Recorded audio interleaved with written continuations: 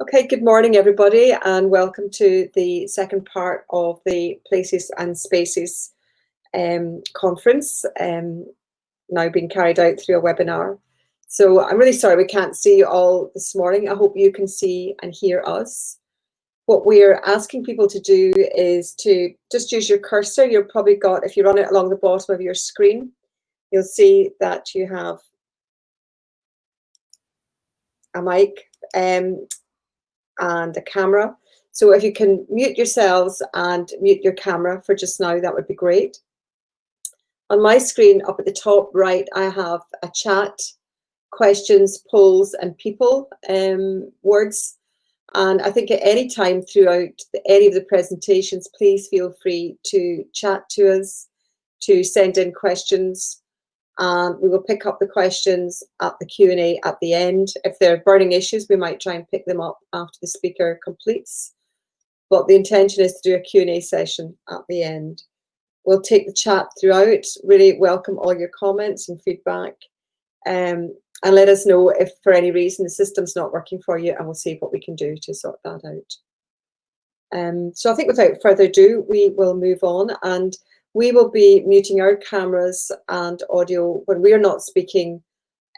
Speakers, so that's as I'm speaking now, and so that the person who is presenting is the only person who will have their speaker on and their camera on. Is that okay? So I suppose just by way of introduction at the moment, these are really exciting times for place and planning in Scotland. We have the new Planning Act 2019 that came into being almost a year ago just now. And that complements legislation that we already have in place, the Community Empowerment Act and others, where place is recognised to be at the heart of health and wellbeing, physical health, mental health, social health, and actually the economic health of the country as well. So we're delighted to have a fantastic lineup of speakers this morning to try and provoke us in their thoughts. They will outline some of the really exciting work that they are currently involved in, and some of the case studies that are coming out of that work, and engage with us in a very thought-provoking way to make us really take stock of what we think about our places and how we value them, and what we're doing to try and enhance them for everybody in the community. Because the heart of what we're all talking about here is inclusion. It's accessibility for everybody, all age ranges, all stages of development, and whether with all ranges of ability and disabilities. We are keen that we engage with everybody and that our spaces are accessible for everyone.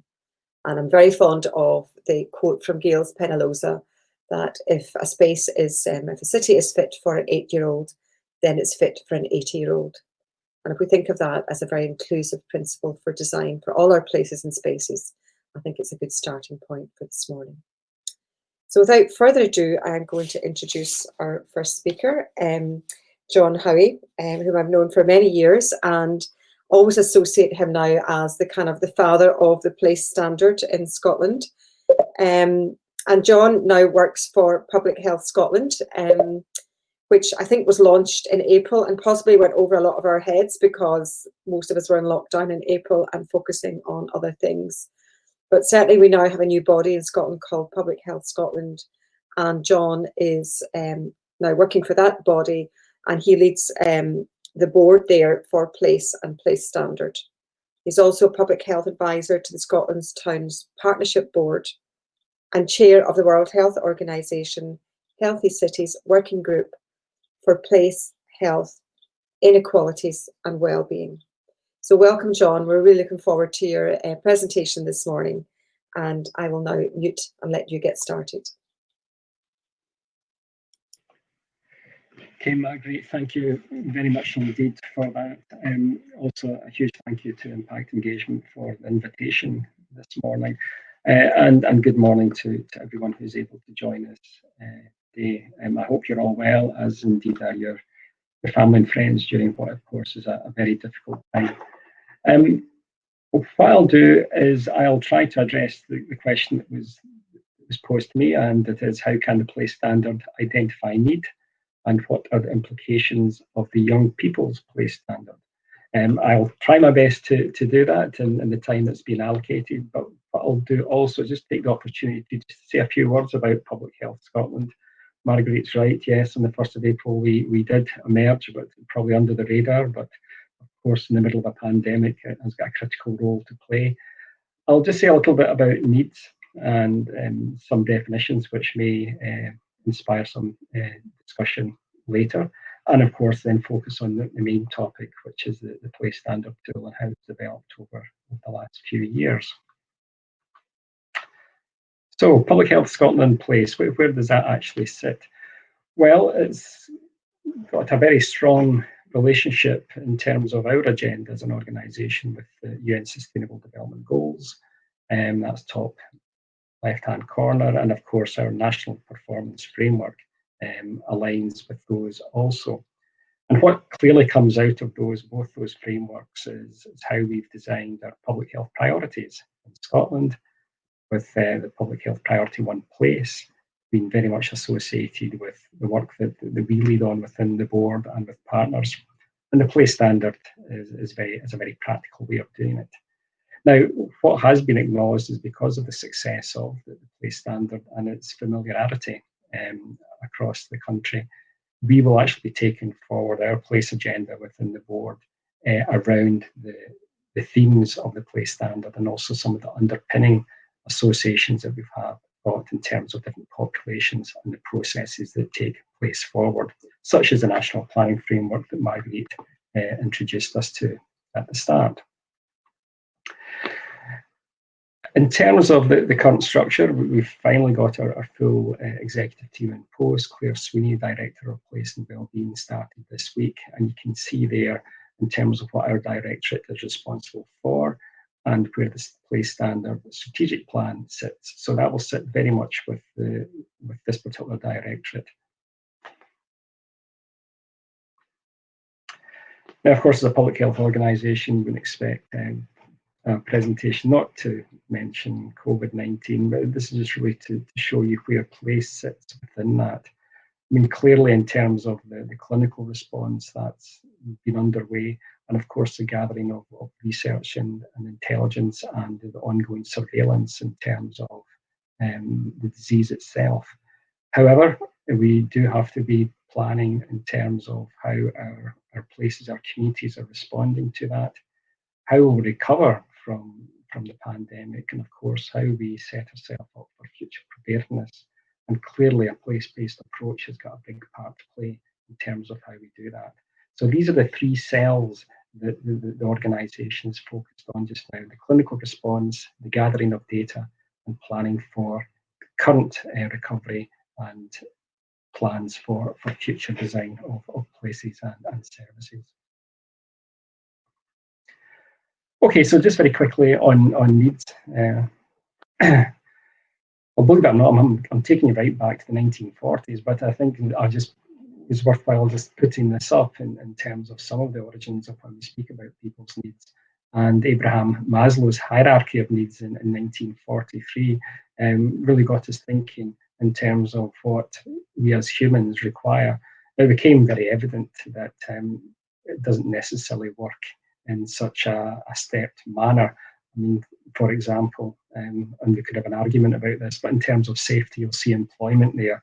But above that, sense of connection and friendship.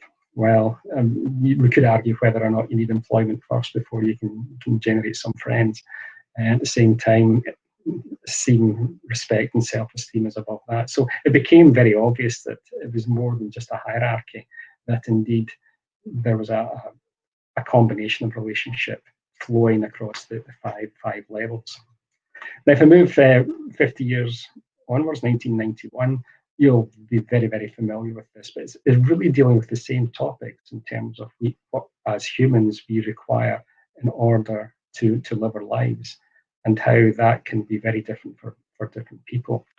And the third illustration takes us to 2016, and this is more a linear explanation of what determines our health and well-being, and in effect what we require, what our needs are to ensure that we live a healthy lifestyle, are exposure to disease is limited, and we live as long as what we'd expect to live for.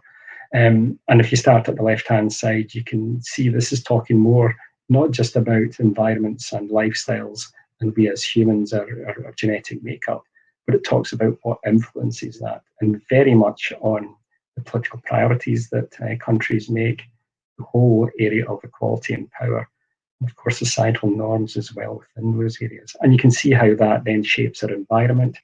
It then shapes what individual experience we have on a day-to-day basis, and in turn how that shapes our well-being, healthy life expectancy, the diseases that we experience, and of course how long we live for. Now that's all very complex, and what the Place Standard tool has been able to do is turn that complexity into a very simple conversation. And so what I hope to illustrate is just some of the ways that has played out. And I certainly believe has been able to translate that complex theory into a conversation anybody could have, and assists greatly with the future planning and design and improvement of the places that we live in. So the tool itself is really based on a single definition of place. Again, just repeating the previous slides in terms of that relationship between our physical environment and the people who inhabit these places and the quality of life that emerges from that relationship. That's a direct quotation from the Creating Places policy statement in place in 2013. And that in turn, the Creating Places document was in turn shaped by Good Places, Better Health, back in 2008. The children's version, you can see a picture of, was 2011. And that really created the ambition to create this tool. In fact, in the Creating Places document, there's actually a specific action related here that says that we will develop a tool for place. Fortunately, the creation of that tool coincided with a number of things that dealt with empowering people to have a say in how their places are designed. And of course, the long-standing national standards for community engagement. So with a legislative requirement, guidance on how we engage with communities, and now the development of a tool to structure that conversation. There's strong political leadership in terms of place, and that was emphasised in the launch back in 2015 of the tool.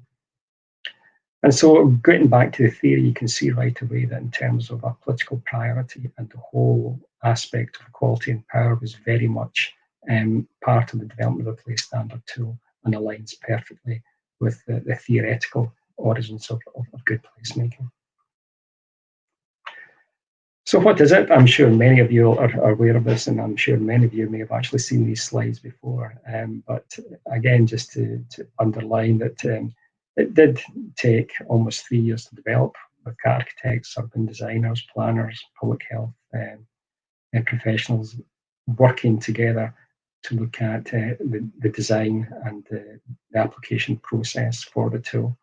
But basically, it's a tool that allows a very simple, straightforward conversation around the areas of place that we know have a direct impact on people's health and well-being.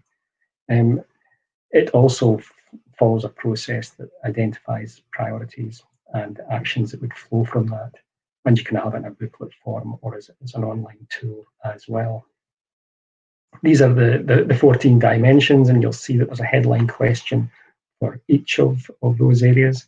And the language is simple. It doesn't talk about green travel or active commuting. It just talks about things as moving around, for example. Can I easily walk and cycle around using good quality routes? That's a fairly straightforward question that most people can have a discussion around. And the same applies to the other areas as well. So back to the theory, you can see that the 14 themes within the Place Standard tool align with the environment and the individual experience associated with the theoretical origins of health and inequalities. Main methodologies, many of you will be involved in this, many of you may have actually led these, anything from one-to-one right through to online surveys where there's a large geographic area requiring to be covered.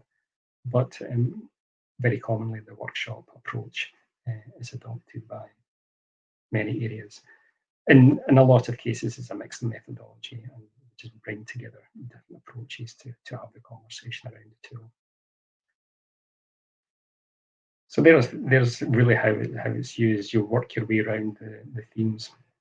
You don't need to do it one step at a time. You'll know when you're using the tool. You'll end up jumping from one area to another.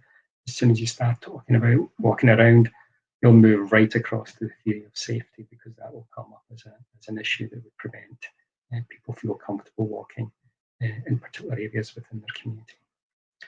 And once all the scores are put together, which are informed by the conversations and the notes that are taken, you get your spider diagram shape. And there's an example of a completed assessment there. So just really to summarize, the tool identifies needs in terms of what needs to improve. It also identifies the assets of a place, what's working well.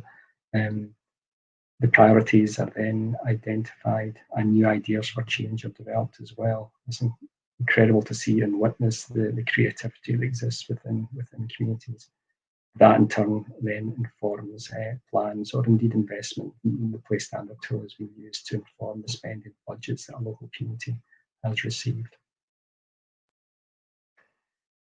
I was asked to say a few words about the children and young persons versions, and of course Place Scotland have been critical in terms of taking this work forward, along with A Place in Childhood, and collaborating with young people to co-produce a children and young persons version of the tool. The stage we're at just now is going through a period of refinement, and now moving into some testing as well. And delighted that as part of that testing in the Clackmannshire Council area, we're now in a position where it can be tested once again to take a look at one of the critical areas that are being considered, and it's how children and young people are responding to the current crisis, and what their experiences are around the dimensions of place. So the tool was used at the beginning of the year, so it gives a sort of pre-COVID picture. And it'll be applied again and later in the year, in the next few months indeed, to get a sense of what the experience has been around those same dimensions during the current crisis. So the expectation is to have this particular tool completed and for it to be launched in autumn. And it really provides a new opportunity for children to have autonomy increased, and for them to use something independent of adults overseeing the process. And it sits very nicely with children's rights in terms of improving their voice regarding their experience and what they would like to see for the future. There are a couple of new versions also that are ready to be published. The original version has gone through a considerable 2-year review, and we hope to have version 2 soon. It won't be a dramatic shift with regard to the original plan, so it shouldn't create any problems with any comparisons with the use of the Place Standard tool earlier on. We've also got a design version that's been developed by Collective Architecture, and that's very much for professionals involved in the field of urban design and architecture. But again, sticking to the same themes. I'll just very quickly just go through the various places that has been applied, and also the various approaches. I mean, you don't need to stick to the online tool or a paper version. There has been a lot of creativity, as you can see in these pictures there, in terms of how it's been applied. And you're probably thinking, why is that terrapin in the middle? But that actually came up in a workshop we did in Turkey, and we ended up having a conversation around safe bypass routes for aquatic mammals who were having to get from one pond to another, but we had a very busy road in the way. Probably a bit like our hedgehogs in Scotland. So in terms of what it's been used for, you can see there in the illustration that it's mainly been used around LOIPs and local development plans, and also used a lot for learning and training. But of course, you'll see the place plans developing more as well. There is 20%. That was back in November 2018. That will of course increase as we move closer and closer to the new NPF4 and the application of that. If you want to see many case studies and how they're applied at different scales, you can see the bottom link there. Just go to Architecture and Design Scotland. They've got a great page of the various studies that have been reviewed. I'll just illustrate this one. This is in Dundee, and it just gives you an idea of the different scale of information that can be gathered using the tool. And here we have an illustration of a main issues report and the gathering of information across Dundee using very traditional methods. So this is asking people what are the sort of main issues in your area, and for that to feed into the local development plan. As I said, this is a traditional method, meeting in libraries, questionnaires, and things like that. With the same team, with the same resource, they then use the Place Standard tool, and this is the coverage that they've got. And you'll see there that perhaps some of those areas and some of the more affluent areas like West End and Broadford Ferry, that engagement has increased, but critically, engagement is spread across all of the areas within Dundee and the areas where traditionally engagement has been low. If you like your case studies in video, just go to the YouTube channel. You'll be able to see many of those. That's a very good example of children using the tool as well. Beyond Scotland, it just is continuing to take off. Belfast, May 2018, working with the WHO Healthy Cities project there. Carlisle ran a workshop there, and they are now investing about £400,000 in the use of the tool to shape their place plans. In Denmark, here's an example working with homeless communities, taking the chalkboard onto the streets of Sødenhaven, it's South Harbour in Copenhagen. Denmark have invested 3 years of funding in its application in 8 sites across the country. Kaunas was one of the first to take it to the council to inform their plans, and they used it in 11 neighbourhoods within the city there. And money was provided by the Inherit programme, and this funded 2 projects. The first in Latvia, in the city of Riga, and the other one was in North Macedonia. And again, working directly with politicians. I always had this strange experience of sitting with the leader of the council area talking about financial investment for the following year based on the results of the Place Standard tool. The other place where it was one of the first countries to take it forward was in the Netherlands, and they've now, of course, developed the leaf plec meter, which was launched in 2018. That's Turkey, and you can see the terrapin. And this was the time where WHO felt that we really need to move this into an accredited toolkit, and that's what we'll be doing this year for a global toolkit. And one of the main reasons for it is you look at the bottom middle picture.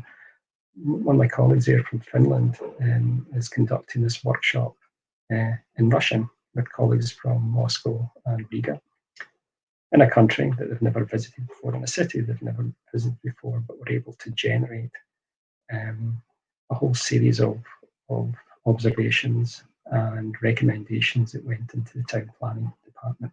So it really illustrated its global accessibility. 2020, you'll see that there's other versions now on their way. In Norway, they've now launched theirs with a really nice example. We have the Spanish version in the middle, and the German versions being piloted. In Lausanne, in Switzerland, a French version is being developed also. And at the bottom, there's a pilot going on in both Greece and Cyprus. Just other mentions as well. In Africa, there's a potential of a pilot being developed in the Gambia, and we're also got interest now in the Pacific region of WHO for testing in that part of the world. And one of the big reasons for it is its clear alignment with the Sustainable Development Goals and be able to answer the areas that the SDGs are wanting to consider at a very local level through simple conversation with everyone. Probably aware that what helps with the pitch and the promotion is acknowledgement across professions, and certainly in its early days, the tool was acknowledged as a critical part of the planning process, and was a winner for the Planning for Wellbeing in 2017 at the RTPI Awards. This all came together last year at the Making Place conference, and we had a great celebration of the progress of the tool. And looking forward, we have now got our new 3-year strategy, and you can see there some of the priority themes that we will focus on. The delivery plan for that is now being worked on, and we would hope to have a full action plan ready in the next few months. Obviously, COVID has got in the way of a lot of our planned timescales, so that there has been a bit of a delay there. For these two, because I mentioned that before, so just in conclusion, I mean, I think this is a tool that I think has achieved a lot more than I certainly anticipated it would. It really translates that complex discussion around needs into something that anyone can have a conversation around. Its reputation is high. It's got practical alignment with SDGs and our own national planning framework, performance framework. Learning, of course, effective leadership and programme management is really essential. And thankfully, in Scotland, we've got a fairly robust supporting structure with place standard leads in each of the local authority areas, so that helps greatly. And of course, it puts people at the heart of decision making relative to their place, which is vitally important to ensure that the health and well-being, and of course, addressing the qualities, stays at the heart of legislation, policy, and service delivery. That's me. Thank you very much indeed. I hope you found that interesting, and I look forward to the discussion later. Thank you. Thank you, John. I just want to remind everybody that you use the chat boxes or the questions to come in at any time. But and I see there that Emily Jennings has had her question answered already, so I can't always promise to be as quick as that off the mark, but that's great. John, I think that's fantastic, and thank you for that that journey through the place standard, and with lots of fantastic messaging there. But I think one of the best messages that I've taken out of that presentation is the tools, the results of the tools being used to inform resourcing and budgeting in cities and places. I think is so important. And if we can use the findings from the place standard tools to unlock resources and inform budgeting going forward, I think that's really significant. And in that way, then it's not just a token gesture to find out what people think. It actually does make a significant, sustainable contribution to making a difference in communities, which, as we know, then results in better health and wellbeing outcomes for the whole population. So thank you for that. And we look forward to some of the tools that we've been involved in and others being launched later on in the year. It certainly was a very exciting, dynamic experience that we had working with children and young people to co-produce their own version of these tools. And I think it's exciting times for children and young people when they realise that they can actually influence some of these tools that are being rolled out across the world. So that's fantastic. So thank you for that. And so moving on then, we have our next speaker coming up, who is Ben Thurman, who is a researcher with the Carnegie UK Trust. And this organisation seeks to improve the lives and wellbeing of people in the UK and in Ireland. Ben works in a range of projects covering wellbeing measurement, community empowerment, and the use of evidence in policy and practice. I think that's so important, because if we can get evidence into policy and practice, we can usually influence resourcing as well. But over the past 2 years, he's also been the lead on work regarding kindness and working with partners in a variety of different settings to explore what can be done to create the conditions for kindness in communities, in organisations, and in public policy. And I think just given the experience we've all come through over the last 12 weeks, this couldn't be more topical or more needed. So we're really looking forward to your input this morning, Ben.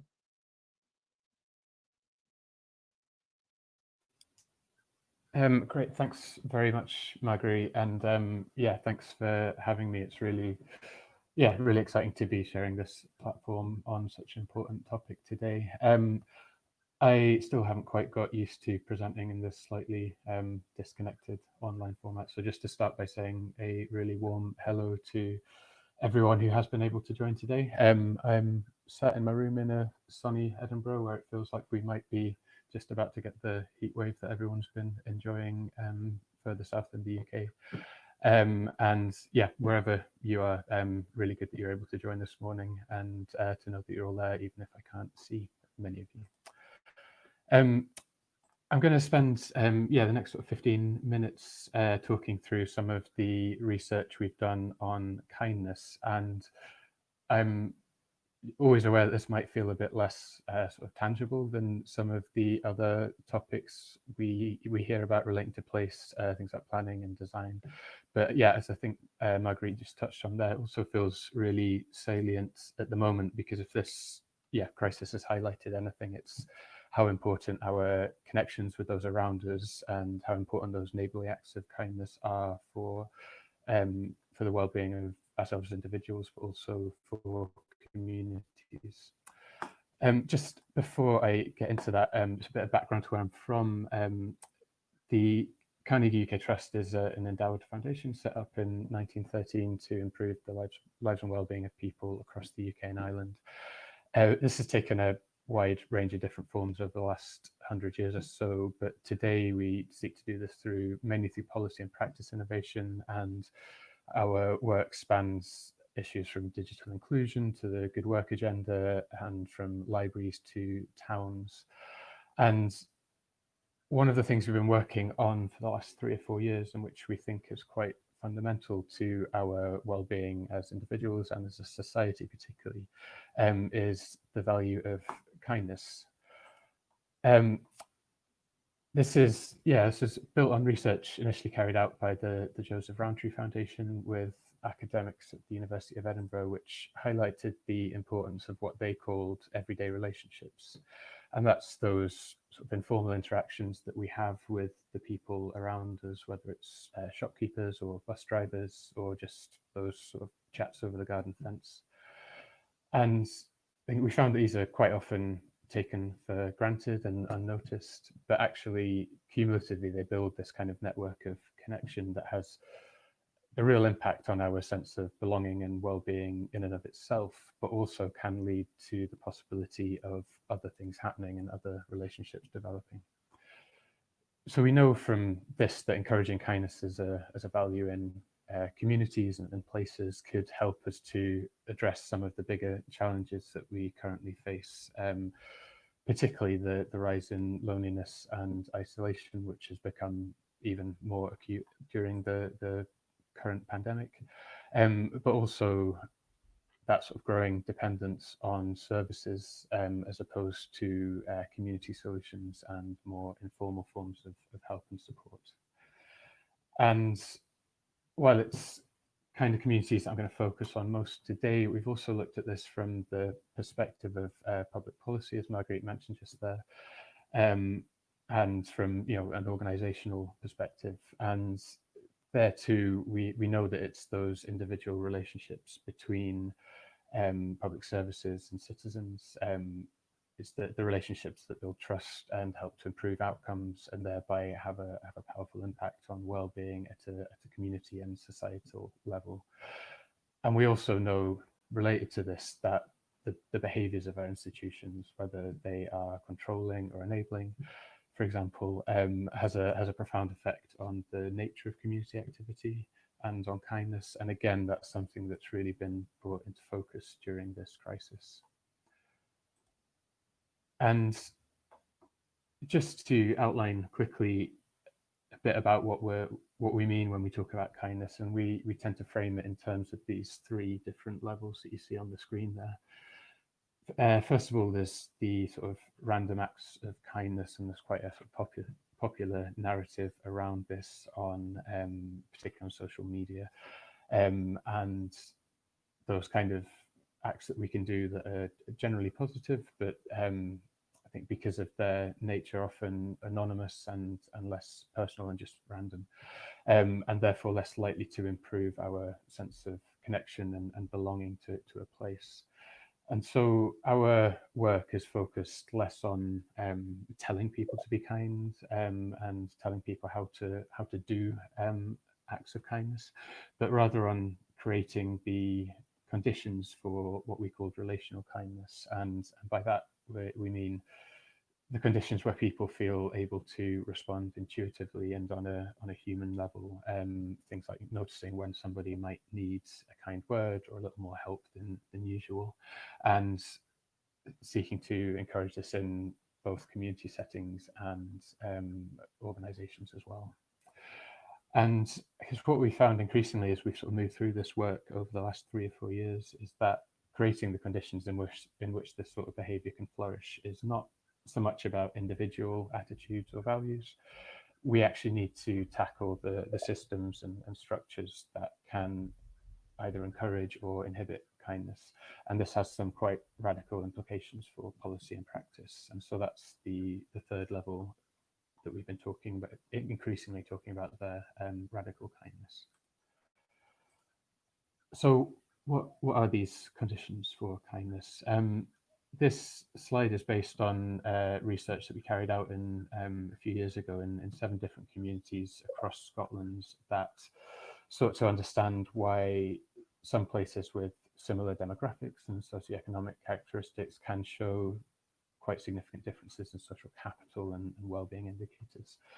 And we found that those sort of everyday relationships and experiences of kindness in our neighbourhoods and communities are really important. And while we know that each place is different and you can't sort of roll out a one-size-fits-all solution, there were a number of features that we saw that sort of make this possible.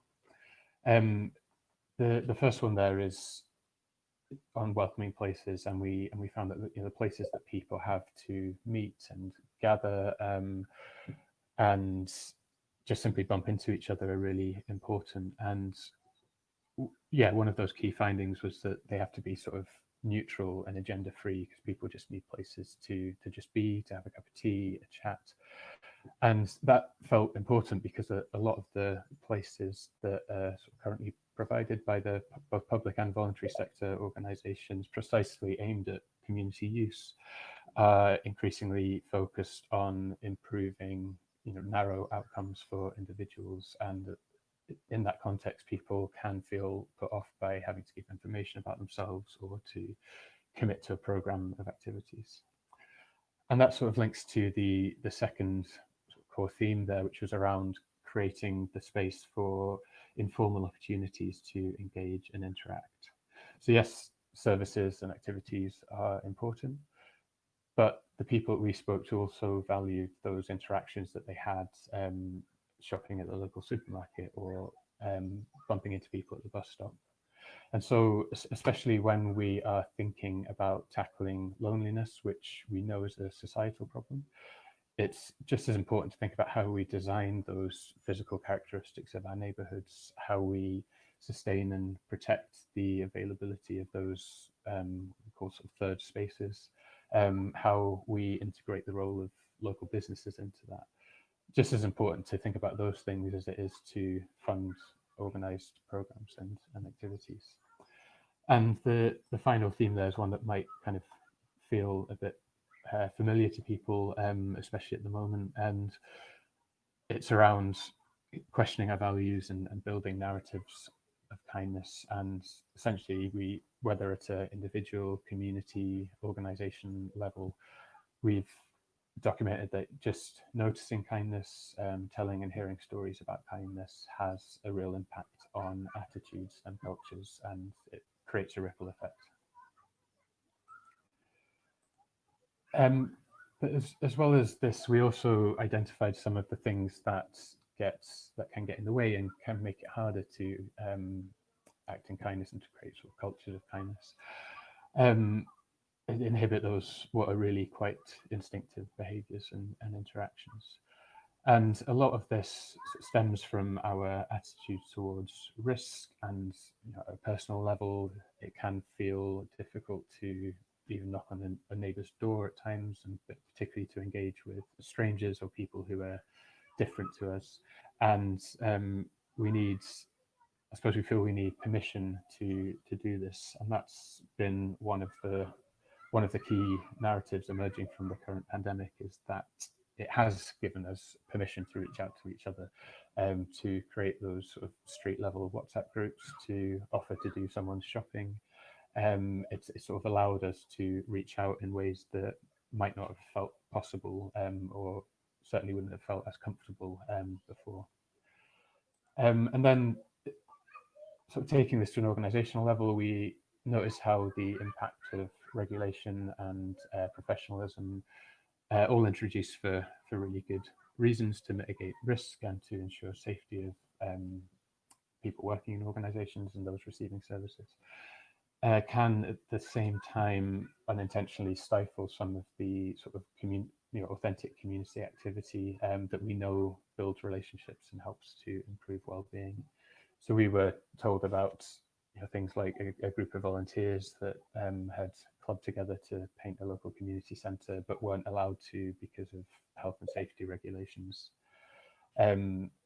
We heard about a youth worker who'd been organising an informal kickabout in a park with mums and dads and kids of all ages, until he was told that he needed to do a risk assessment and get a named child protection lead, and that just changed the whole nature of this sort of informal activity into a sort of indoor soccer school with coaches and badges, and a whole sort of host of examples like that, where the small risk of something going wrong overrides the sort of massive potential for connection and well-being.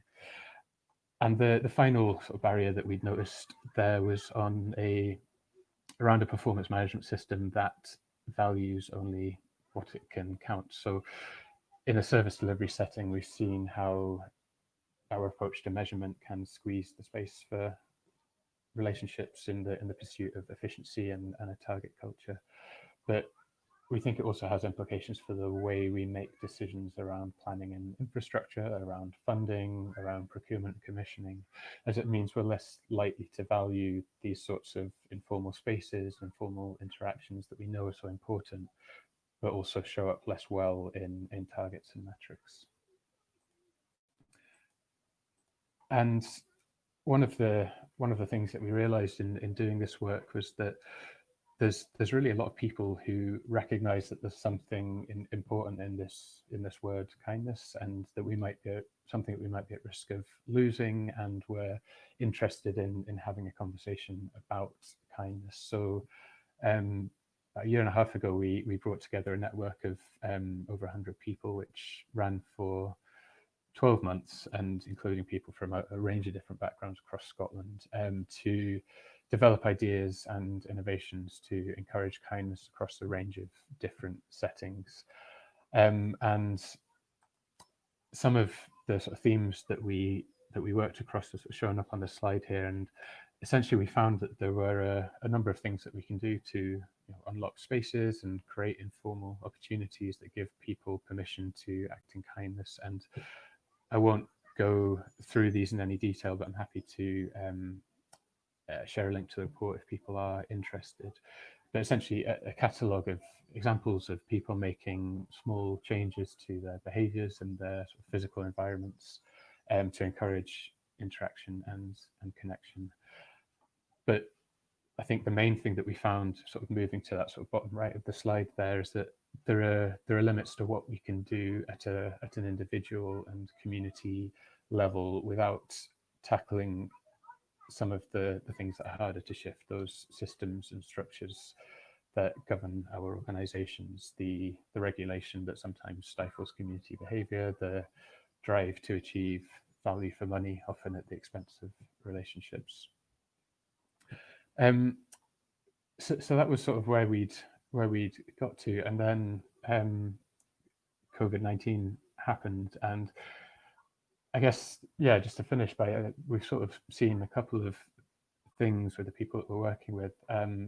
First of all, there's been this overwhelming community response that I'm sure you're all plugged into in different ways, and that sense that the pandemic has provided permission to offer informal help and support, to act in kindness, and because of this, it's been communities, not organisations, that have responded fastest and most sort of flexibly. And the second thing is, out of necessity more than anything, a lot of the barriers that we've mentioned on the previous slide had sort of fallen away. There's been a lot more flexibility in terms of like regulation and governance, a sort of blurring of professional boundaries, and in some areas, and not all areas, I should say, this has allowed public institutions, particularly local government, to work with and support community activity in new ways. And the final sort of emerging hypothesis is that those local governments, some of whom we've been working with before, that had invested most in communities and community engagement, whether that's supporting active participation or protecting those sort of places and spaces that people have to come together and connect. The people that have really valued that in the past have been better able to respond to this crisis over the last couple of months. And so as we come to think about recovery and renewal, which a lot of people are already doing, it feels like there's a real opportunity for a conversation about how we sustain some of this community activity. So how we build on this informal infrastructure and ensure that kindness and relationships are given due importance in the way that we think about community in place as something that really is central to our well-being. And just to finish with this on the final slide, which has already been highlighted in John's presentation. Fortunately in Scotland we have a national performance framework that's ready to be sort of unlocked and do exactly this. We have kindness as a value at the very centre of this framework. We have a Scottish Government that's already measuring in household surveys things like neighbourhood perceptions of kindness and people's feelings about the availability of places and spaces to meet each other. And so as we sort of come to think about what we're doing next, there's a real opportunity to sort of align with some of the stuff that's already there and think about some of those urgent questions. How can we celebrate and maintain these narratives of kindness that have emerged over the past few months? And I guess secondly, if we know this is important, what can we do to ensure that we create space for this and that we build and sustain this infrastructure of kindness in our communities, in the decisions that we start to make about planning and recovery in the medium-term future? And I'll just leave you with those questions for a moment, but thank you very much for listening and really looking forward to hearing the other presenters and the discussion that follows. Thanks a lot. Thank you very much, Ben. That was fantastic. And just to echo what you were saying at the end, you know, I think in Scotland we do recognise the importance of kindness in our framework. I know in the care regulations we talk about love, and in some of the guidance that has come out recently as a result of COVID-19, it does still talk about children, young children in particular, who need cuddles should still be getting cuddles from their key workers. So I think we have a good recognition. I also saw something really interesting in the news yesterday, talking about people, and it was a Glasgow tenement, and the yard at the back of the tenement, the court, was just completely overgrown. And at the start of lockdown, one man had gone out to try and clear it, and another person had gone out to try and help him. And then a few other people went out until there was about 20 people clearing it. And eventually there was engagement with all the 80 flats about how the space might be used. And they were showing the transformation there's been there. So there's now eating areas, there's raised beds, there's green space, and it's for everyone to meet with social distancing requirements, and everyone can use the space. And I think what was really nice when people were talking about the project, it wasn't the result they were interested in, it was the connections they'd made to each other. They didn't know their neighbours. Some of them were living alone, used to being out at work every day and had no one really to talk to. So it had been a fantastic exercise in community. which then had the byproduct of creating a really nice back space for everyone to be able to use. So I think we can't underestimate what you're talking about, Ben, in terms of kindness. And I think it just fits in so well to the themes that we have this morning. So thank you so much for that. And I think it will be part of the healing process going forward for many people, because I do think there's been a massive toll on people's mental health and well-being at the moment. And kindness is the start of addressing that major issue for so many people that are suffering at different levels. So thank you.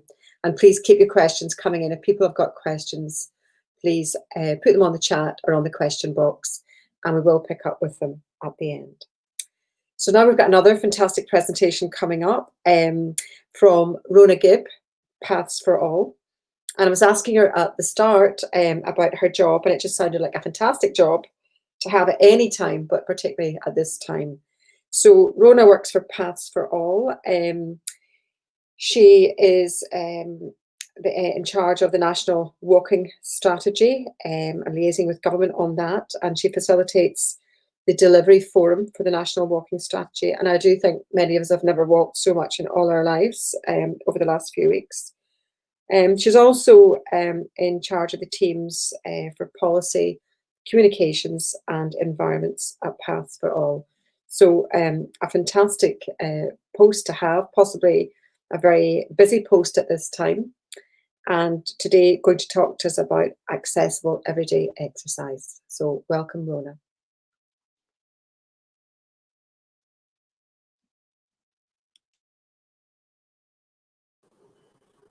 Thank you. It's nice to be here, and nice to follow John and Ben, because some of the things that I'm wanting to speak about, they've already touched on. When this was first muted, obviously COVID-19 hadn't even entered our heads. So the direction I'm likely to head off in this morning is maybe slightly different to the one that I had anticipated being in. Listening to Ben there talk about kindness, Paths for All is an organisation that predominantly promotes walking, but we also look at active travel and behaviour change, and active environments, which looks at community paths and good infrastructure. And through all of that is the work that we do around policy and communications.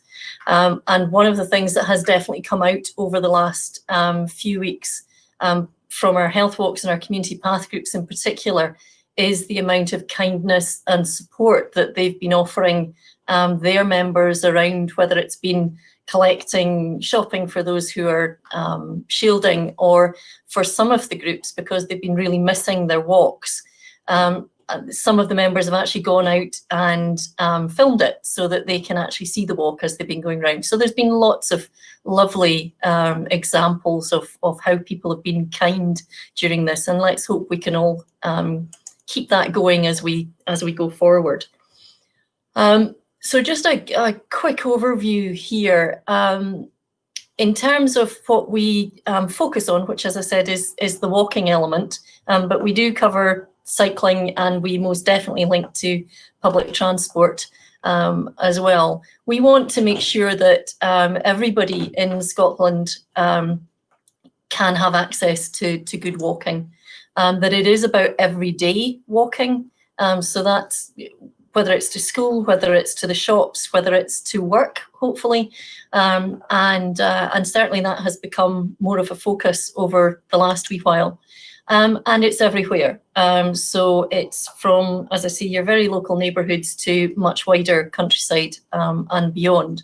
And along with our partners, we work on a very wide range of projects. I should say we are actually a partnership organisation, so we have 30 national partners who work with us, and we are one of the largest physical activity projects supported by Scottish Government. So just a bit of background, thinking about the whole physical activity, exercise, keeping moving aspect.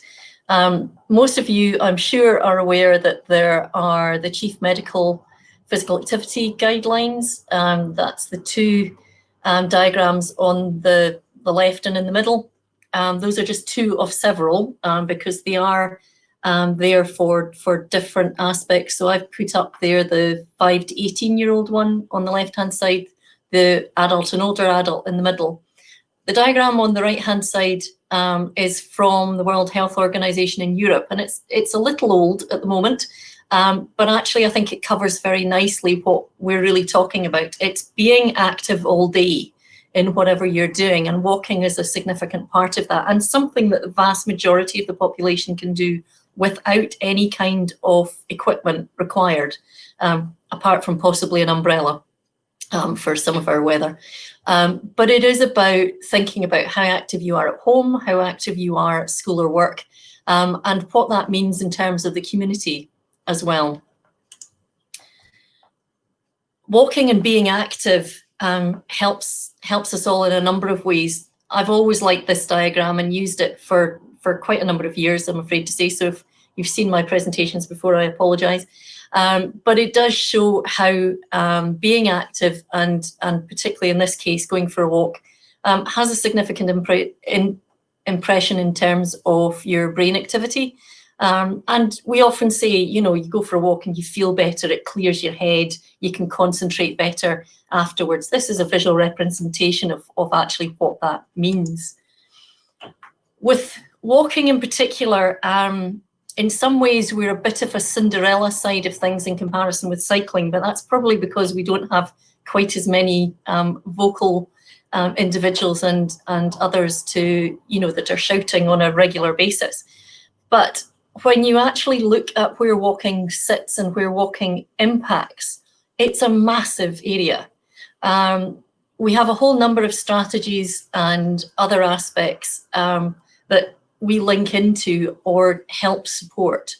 John, I hope you see that I have got place standard in there, which we actually feel is very important in terms of communities being able to work through with their councils and others as to what it is that they're needing. With the walking strategy, there's a vision for active travel.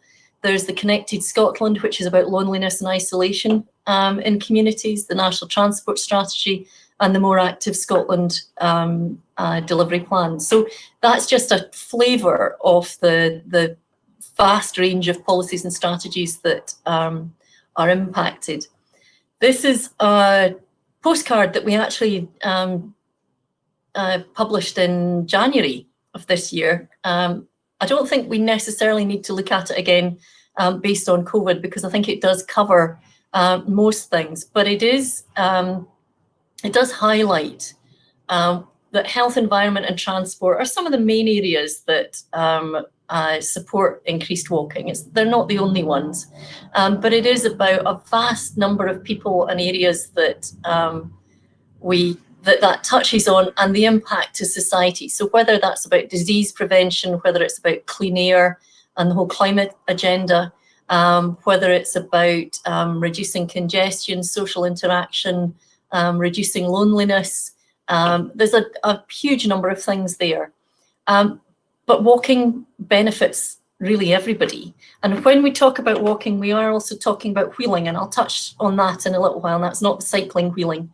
But we talk about physical, mental and social health all the time. Those, we don't see that they're separate, really, they work together. So the physical health, obviously, you know, getting out, moving, helping to make you feel better, helping to alleviate a variety of conditions, hopefully helping to stave off a number of conditions. Mental health, very important, and there's been a huge amount talked about over the last few weeks, particularly about people's mental health being kept inside or restricted to where you can go or see. And I think that's something that we've certainly seen through our Walking for Health groups. We have over 500 health walk groups that normally run on a weekly basis across Scotland. And there are so many people that are just desperate to get back out and see people and talk to somebody else. And that brings in the social health. It's about getting to see people again, be with people, get out and about with somebody else. And that pulls all the community and the community cohesiveness into it. And then there's the economy side of things, and the wider environment. The National Walking Strategy really pulls all of that together as well. The strategy was delivered in 2014, action plan in 2016, and updated last year. It is about everybody getting out and enjoying wherever they are, and making sure that places are well designed to encourage walking. Creating a culture for walking, creating better environments, and making sure it's easy, convenient, and safe. And the diagram on the right-hand side is the infographic that we use, which links all the different themes within the action plan, and underpinning all of that is community. Within the strategy and the action plan, we're very clear that walking delivers on a vast number of things, and both John and Ben mentioned the National Performance Framework, and walking delivers on a large number of those. The walking strategy delivers on the Scottish Government's Active Scotland Outcomes Framework, the new Transport Active Travel Framework, and also on the public health priorities for Scotland. So where in the past we've had I suppose walking was seen as something that you did with a woolly bonnet on and a rucksack. It's not about that. It's about everybody from their front door. How are they going to get to where they need to be, and can they walk? Can they do it easily? And is it going to help them in some way?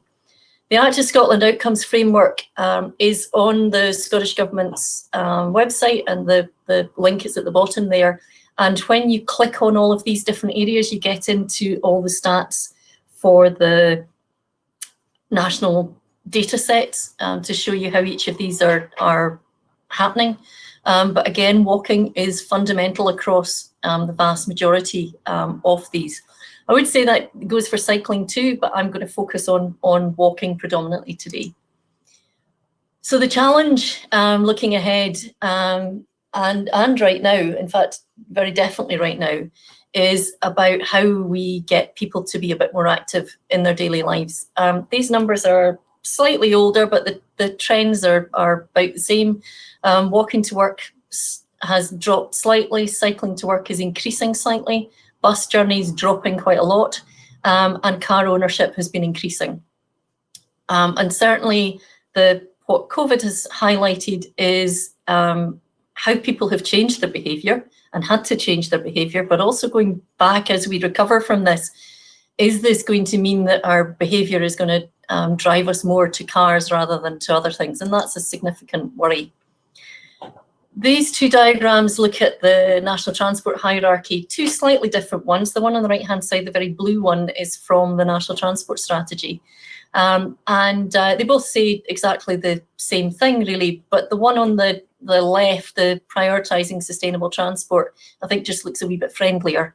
But the walking and wheeling is clearly explained there. So that's about wheelchairs. It's also about scooting, and people with mobility aids and other things. So it's a wide range of people walking and wheeling. And then you have cycling, public transport, taxis and shared transport, private cars, and then you'll see on the right-hand one that also goes into air as well. This is really important, this hierarchy, in terms of how we talk about people moving around. Often you see in sentences that says cycling, public transport, walking. Actually, every single time we should be walking, cycling, public transport. So it works in the way that we are actually wanting to deliver. And we want communities and we want planning to think about delivering in that order for people to be able to move about. So where do we start? We need aspiration, and many, many communities have that. We want inspiration. There's usually plenty of that, and motivation, and then it's the hard work of getting things actually delivered. What we have seen over the last few weeks is a massive shift. Marguerite mentioned earlier about people being out walking more and cycling, but there's been a significant change in people walking in their local areas.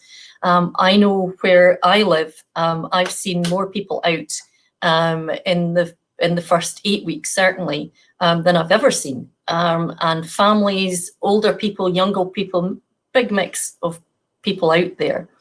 What we now have is a situation where we're looking to ease some of the issues about people moving around as we start going back to work, as there's the potential of going back to school in August, and how people can move around safely with the distancing guidance that is in place. The Scottish Government, through Transport Scotland, published their guidance on travel, which is part of the transition plan, getting people moving again.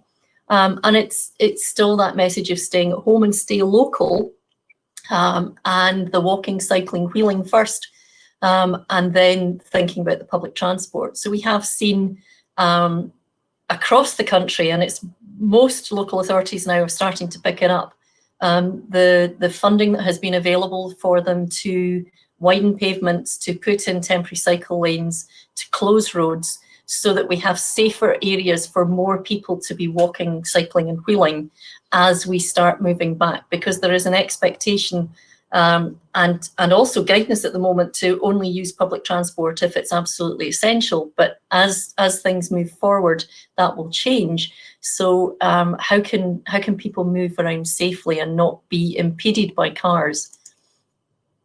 And we've also seen a change in how people are operating. So we've got more people at home, trying to be active at home. We've got more people working from home at the moment, and that will probably carry on and go forward. We've got more people thinking about being out in green space and how important that is for them through all of this. And interestingly, we're also starting to see some other changes. So this was a YouGov survey that was done in the middle of May, asking people if going forward that there was a requirement for reallocating space for walking and cycling and public transport, how would they feel about that? And you can see from the graph, the dark green and the light green are the strongly agree and the somewhat agree. So you've got round about the high 80s to 90% of people in Birmingham, Leeds, Glasgow, London and Manchester saying that they would be happy with that, which is a very significant shift and a very exciting opportunity that we need to think how we work with.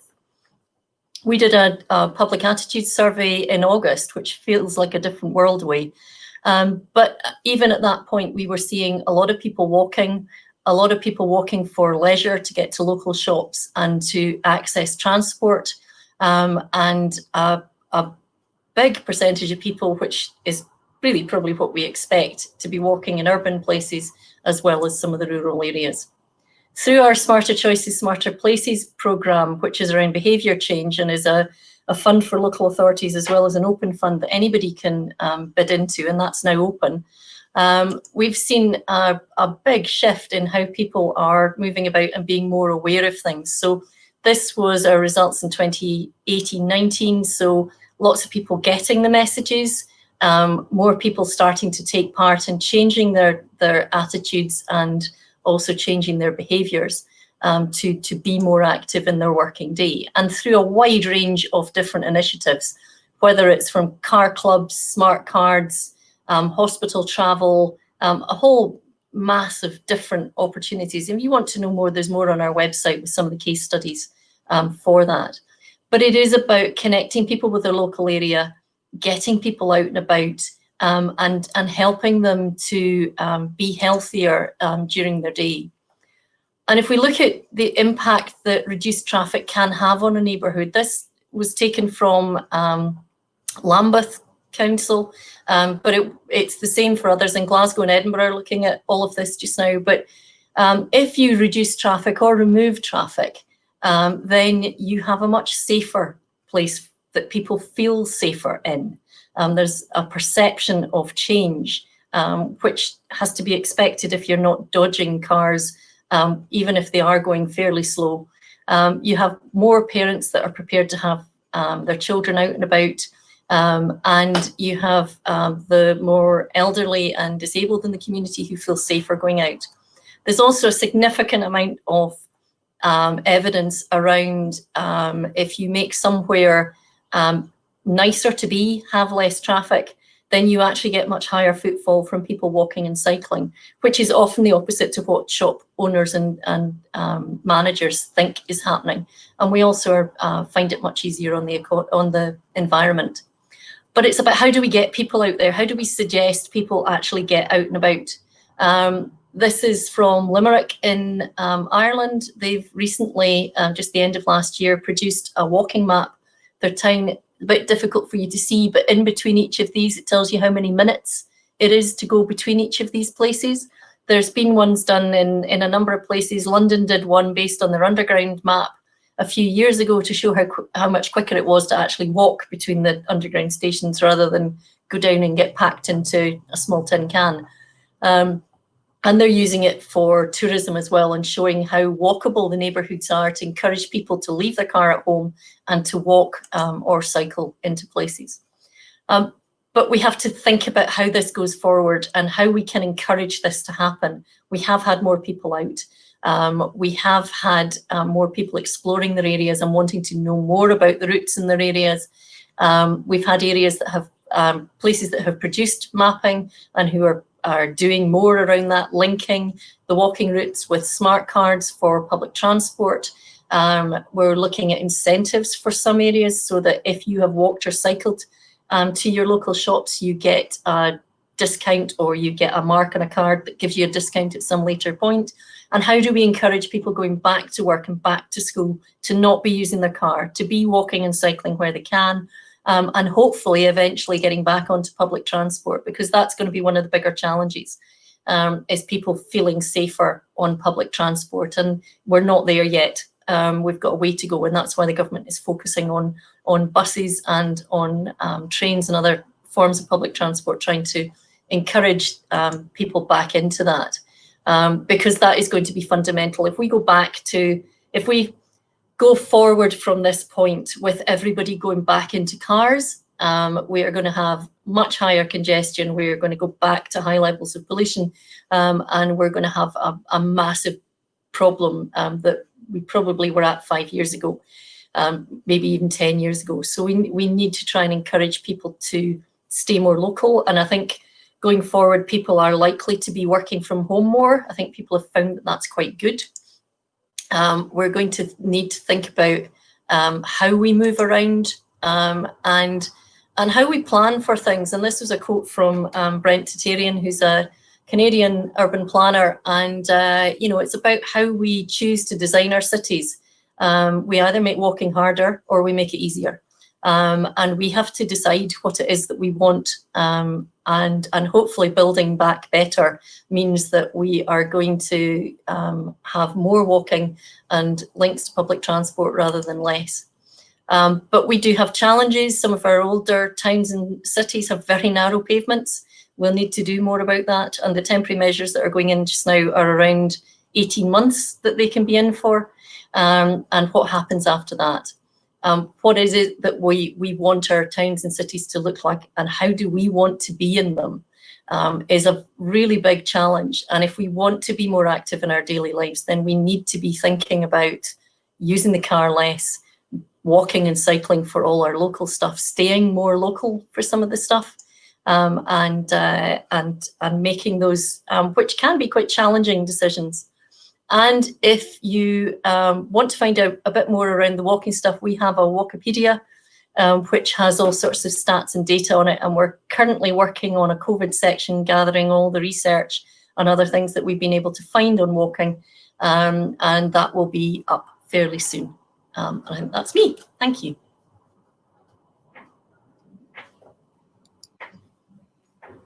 Thank you so much, Rona. That was fantastic. So much of what you say sounds like the campaigning we do around play, particularly for things like double width pavements. There's no better place, I think, sometimes for children to play. And it's something we're certainly campaigning for in Scotland. I think a lot of the messaging there is so interesting. And I think the danger, as you say, is that a lot of us will go back to the car now before we'll go back to public transport. So some of the problems that we were starting to tackle quite effectively, I think there might be a wee bit of lost ground. But one of the great things, I think, during COVID-19 was the lack of pollution. And when you did go out walking, you weren't, particularly children, weren't walking along at the same height as a lot of the exhaust fumes coming straight out into their mouths and up their noses.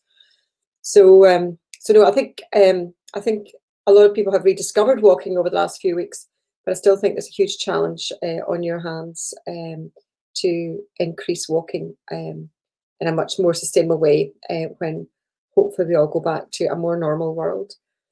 I did notice an absence of play in a lot of the slides there, and I think particularly when you talk about, you know, what the pavements and, you know, that some of the advantages of having less traffic. I think one of them was quieter, and I know that if children are out playing, it can actually be noisier, but I think it's really important that children go out to play in the streets and places around where they live, because all the research shows that's where they want to play.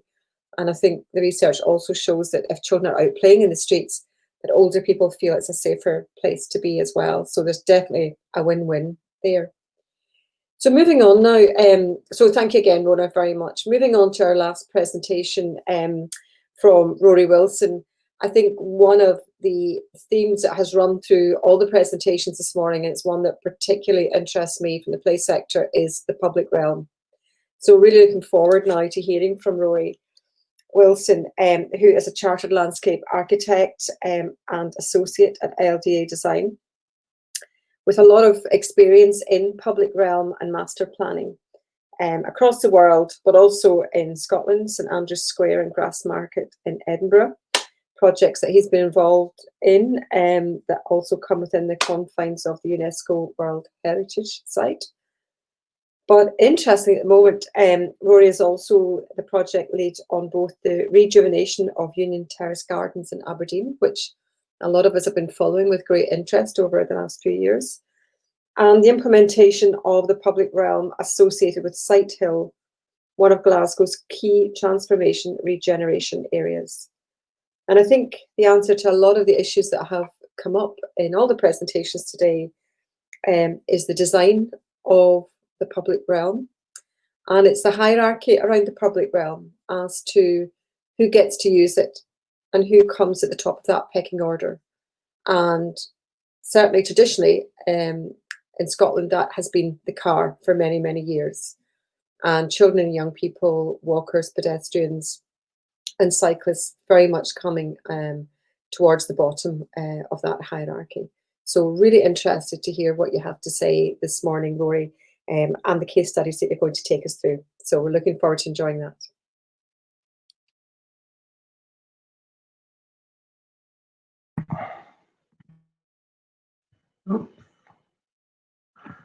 Thank you very much for that kind introduction, Marguerite.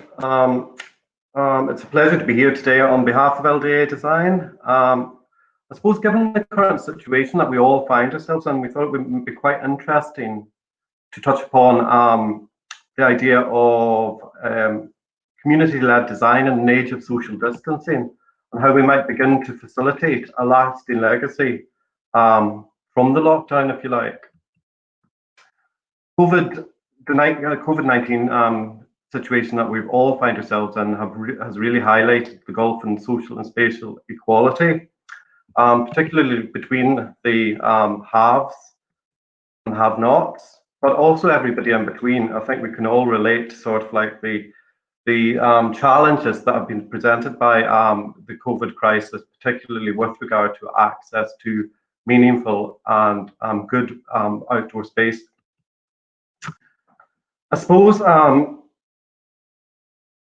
throughout the crisis, access to nature has been vital for the well-being of everybody, especially those people facing maybe increased challenges, be that living in maybe more restricted residential areas, where the outdoor space has really been pivotal in sort of like their ability to, I suppose, cope and deal with some of the issues around the COVID-19 crisis. And of course, nature has been returning to our cities. That is evidenced through, I suppose, beauty born through neglect. Areas which maybe the road sweeper hasn't been able to access recently, shall we say.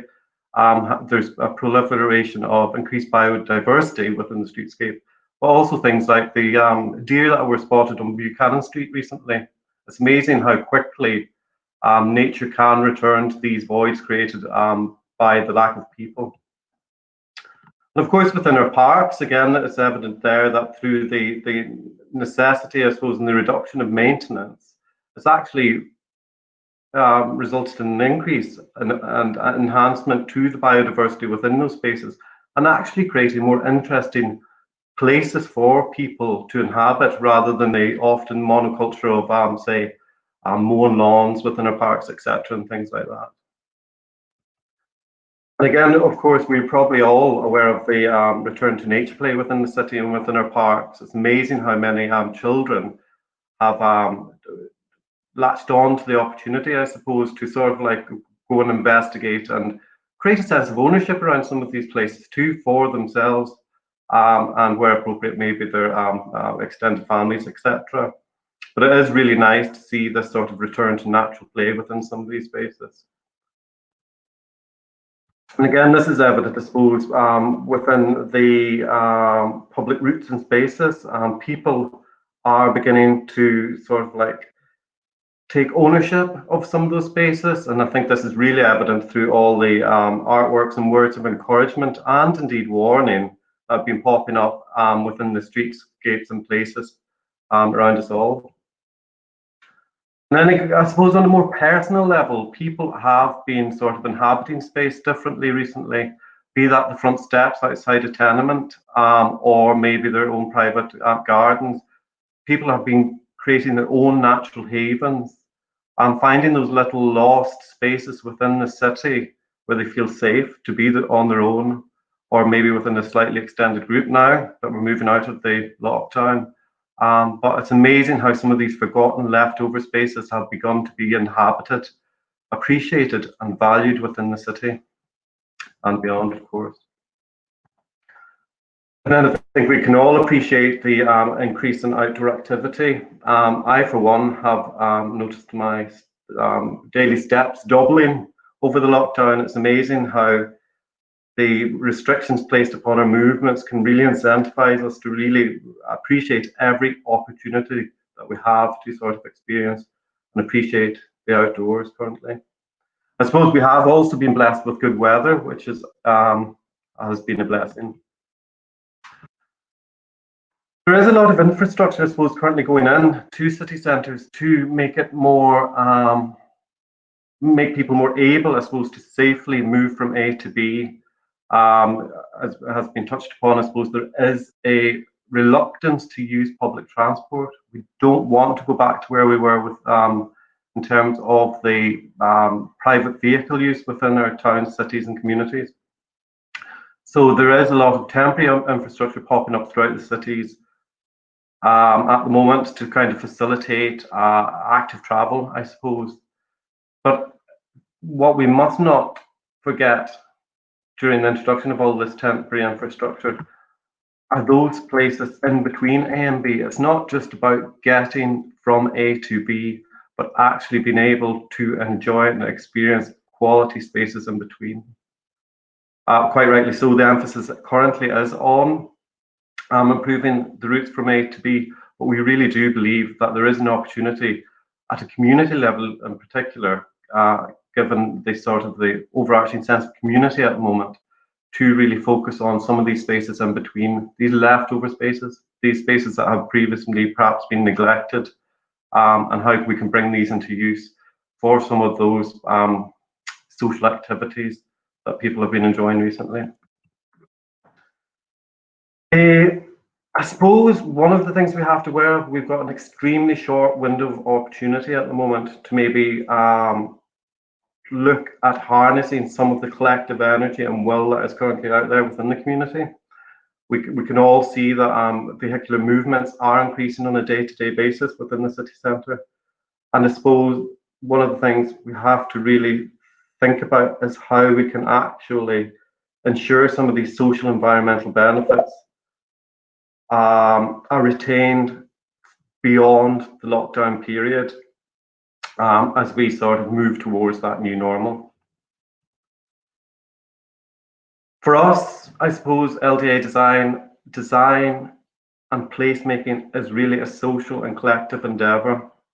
we really believe in the ability of true engagement to actually begin to create meaningful places for people. Nobody knows a place better than the people that live and inhabit it. And it's probably, some people might think it's semantics, but it's really important that we understand the difference between engagement and consultation. I suppose as consultation is quite often presenting a fait accompli to community, where engagement is actually bringing them along as part of the journey and allowing them to actually create a sense of ownership around proposals, around the development of places, so they can actually better engage and create that sense of ownership with designers. During the lockdown, as a studio, a local office at Glasgow, we've been meeting on Wednesdays, and I suppose, after a certain amount of weeks, we ran out of games to play online on our Wine Wednesday socials. So we thought, how could we perhaps begin to think about how we could maybe facilitate a lasting legacy out of the lockdown situation? As we've touched upon, people have been engaging with their public realm and some of the green spaces much more recently. And we were thinking, how do we perhaps turn some of the temporary into a legacy? So we came up with this idea around the idea of reclaiming, retaining, and remaining. So I suppose the idea is that currently spaces are being reclaimed by the communities and people. And into the future, how do we actually facilitate people's ability to retain some of these spaces? And that's really the movement around that. How can we actually engage with people to actually assist them in keeping some of these spaces that have been rediscovered within the communities? And then the remain component of what that really is the lasting legacy. I suppose the campaign looks to inspire local people to share places and spaces and experience that they have enjoyed during lockdown, and using participatory planning in particular. The idea is that we would actually assist communities and facilitate them with the information to begin to transform, retain, manage these spaces within the local area. Turning the temporary into this lasting positive legacy, which has resulted from the pandemic. And of course, I suppose in order to achieve this, there are a number of tools already available to us. And how do we actually use those tools? So from the Place Standards tool, Plan Advice Scotland, the charrette process, I think there's a real opportunity here to collectively come together and really facilitate communities moving forward, moving out of the situation we currently find ourselves in, to create better, meaningful places with that sense of ownership. Of course, there's lots of initiatives that are currently taking place within communities, but I suppose what we would like to do is bring this sort of like the collective momentum at the moment together to create the maximum opportunity for people in some of these communities. It's amazing how when you sort of like walking around the street currently, how many little sort of like acts of community and acts of kindness are apparent within the public realm, public spaces, which people are occupying currently. That's how we can actually facilitate that, maybe moving out of lockdown into something more meaningful, and that's the idea of creating that legacy. We have done it in the past. It wasn't necessarily born out of necessity, but more of a sort of social endeavour. This is one of the projects that we worked on and currently working on, Battersea in London. There is a existing community, and then of course there is a proposed community. And I suppose there is an issue around the sort of like the social gulf, if you like, between those two communities. And the idea around the pop-up parks was, how could we allow the existing community in particular to really begin to create that sense of ownership around the public realm? Quite often these spaces, there is maybe a blurred boundary between what is public and what is private. But the idea around this was actually for the existing and proposed communities begin to come together and actually occupy that space positively together, rather than putting up barriers that we see quite often around development now. And then another one is the White Rose Shopping Centre, the idea about creating flexible spaces, and I think this will become more explicit moving forward, in particular as we come out of lockdown, how we begin to engage maybe in a different level with each other individually and as groups. But the idea of introducing modular and movable furniture within spaces, so we can begin to create spaces, but also subspaces within that, creates more flexible spaces that can perhaps better respond to current demands, but also future demands. So modular movable furniture at the moment may help us in terms of our social interactions, but also it could be formed part of a permanent scheme in the future. So we're looking at that idea on a number of projects at the moment. So we've got more flexibility in the, I suppose, the approach we take in curating spaces, and it's more led by the community rather than by the designer. So here are some of the modular units that we've actually developed for that space and how they might actually be configured in different ways. Again, this is another one. We find this quite interesting. The idea of giant Lego bricks that could be used maybe to delineate some of these spaces that we see within the city centres, that to allow for the movement, cycleways, and some of these temporary measures that are being put in place at the moment. But maybe if we think slightly more creatively about the infrastructure we use to create these temporary cycleways, maybe an opportunity again to utilise those materials perhaps after the lockdown, when we come out the other side of this current crisis, in a different way, to create neighbourhood spaces, for instance, pop-up shops, areas outside cafes. So it's about that duality of purpose, I suppose, in the use of infrastructure and elements within the public realm that can maybe be better utilised and have that flexibility within them, so they can respond to needs now, but also needs within the future. This is a quite nice project, and it's about the incremental transition of a space, and how that might actually be facilitated over time, and in order to change priorities within space from something which is extremely vehicular at the moment. It's got the central parking, the side parking. It's very much traffic dominated, very few people within the space. Over time, the idea of introducing cycleways, changing the hierarchy and movement within the street, perhaps, better balancing it. Again, as part of that, the introduction of maybe more green space, cycle parking provision along with that. The space begins over time to become more occupied with people rather than vehicles. Again, delineating through temporary measures, space better. Again, the idea of the cycle provision maybe taking prominence over the vehicles within the space, and how we can facilitate movement within that space. And then over time, how that space could be transformed, so the priority is very much placed on people within the space rather than vehicles. It's just a quite interesting transition from the here and now to the what's possible. Some of you might be aware of our work we've been doing in George Street in Edinburgh over the last couple of years. We were tasked with coming up with a seamless, flexible design which could respond to current needs but have an eye on to the future. It almost necessitated the need for a crystal ball, but unfortunately couldn't find one. So this was one where we really actively engaged both with stakeholders and the public to sort of like garnish opinion, but also bring people on a collective journey in terms of the development of the proposals.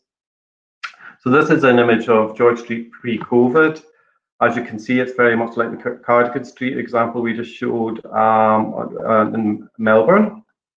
Very much vehicular dominated, traffic corridor. I think that there is approximately 60 bus movements in any one direction there per hour. So that's one bus per hour going down, sorry, one bus per minute going down the street.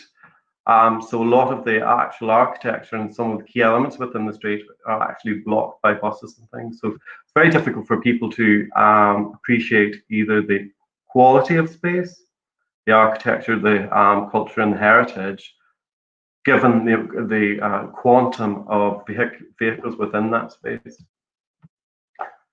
This is a photograph one of our colleagues took during lockdown, and you can just see the proportions of the street there very clearly, and the current situation within the street is very much that people are pushed to the sides, up against the building lines, very much about actually facilitating movement in terms of vehicular movement within the space. It was quite interesting as part of the analysis we undertook on the street. The majority of private vehicles within the space at any time were actually circulating, looking for a parking space in that central median parking, which maybe tells you something. So a lot of the traffic issues and blockages within the street were actually caused by people looking for a parking space and not people actually moving through the space in vehicles. After all that collective engagement with stakeholders and the public, we came up with what we would consider a very simple, seamless design, which really looked at maybe changing the priorities within the street. So it was very much more people focused, be that people in walking, cycling, people in wheelchairs, people with children and buggies. So the idea was that we would actually, hopefully the next slide will explain this better. So the widened footways, either side of George Street, the idea that there would be a external dining or sort of window shopping area, roughly about 3 meters wide, and then a 4 meter wide footway to allow for better movement within the street, particularly at busy times during the festival, etc. The junctions within the street were particularly challenging in terms of pedestrian movement. And then what we call the dwell zone to the left, which is immediately adjacent to the footway. And this was a space primarily for a series of pocket parks within the street that could perhaps have different uses in terms of incidental play, seating, greenery, act as sustainable drainage within the street too, but also within the same strip as the dwell zone, where appropriate within the street. Blue badge parking would still be maintained, and indeed bus stops, etc. And then this is really replicated on the other side of the street. The only difference is that the dwell zone becomes the bi-directional cycleway. And the idea here was that over time, as vehicle movements maybe decreased within the street, the cycle lanes could actually move onto the street when it was much more safer to do so. And then the area occupied currently by the bi-directional cycle lane could become a mirror image of the dwell zone on the other side. So again, the opportunity to introduce sustainable drainage or these small pocket parks within that space.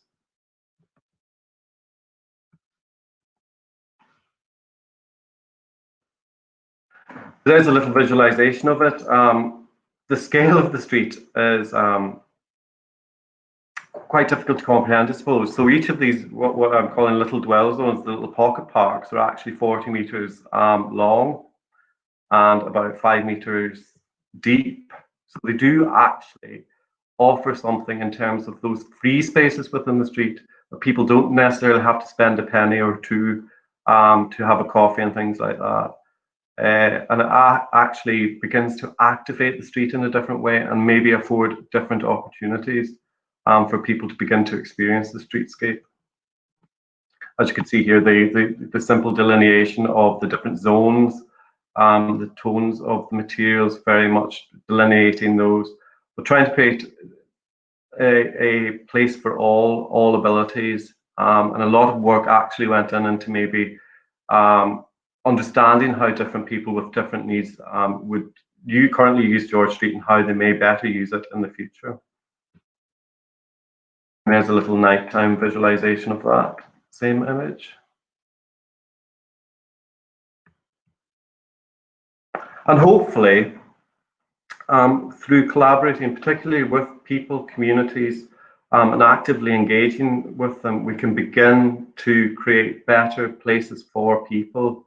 And similar to the George Street project, flexible places and spaces that maybe can deal with current needs, but actually have an eye onto the future and maybe begin to predict how spaces may be used and how to create flexible spaces that can change over time. That's that same space, just over time, and how we may actually begin to occupy space in a different way from this, which we're currently experiencing. Maybe not so organised in the parks in Glasgow, is back to this. And again, creating that sense of ownership around space and beginning to define briefs, not necessarily in isolation, but with people, so we better deliver their needs moving forward. Thank you very much.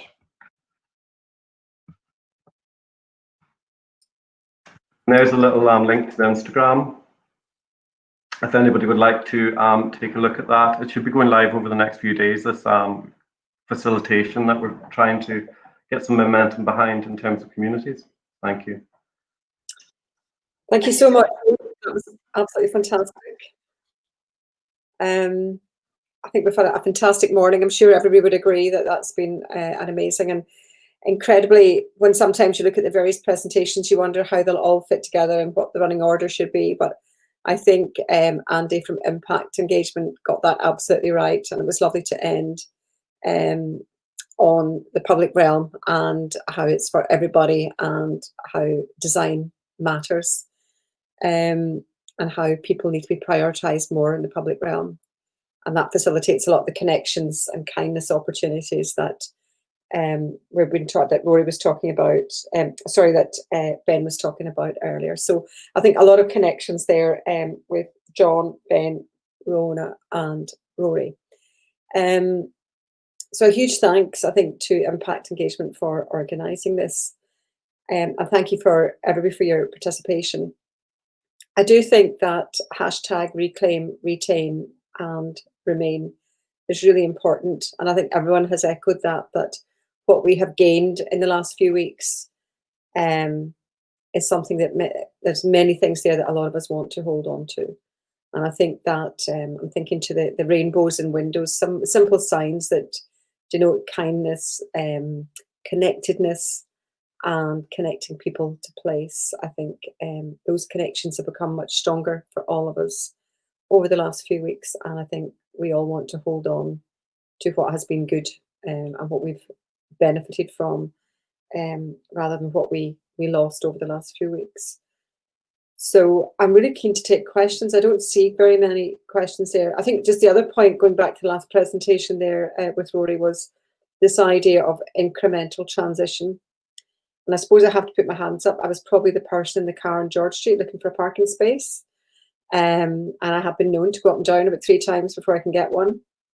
So I think the fact is, if there wasn't parking opportunities available there, then you wouldn't bring the car to do that. So I think it's just so nice to see these spaces, what they could look like, the potential, and to see children being able to play in spaces, and older people, and wheelchair access, and people feeling that we want to be outside more, despite the weather. I did notice a lot of sunny pictures there, but I think we have to be realistic about the weather in Scotland and dress appropriately. And maybe the designs could take account of that as well.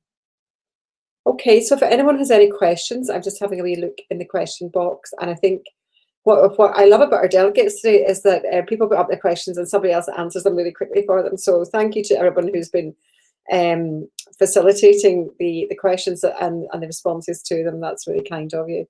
But we don't seem to have any other questions coming through at the moment.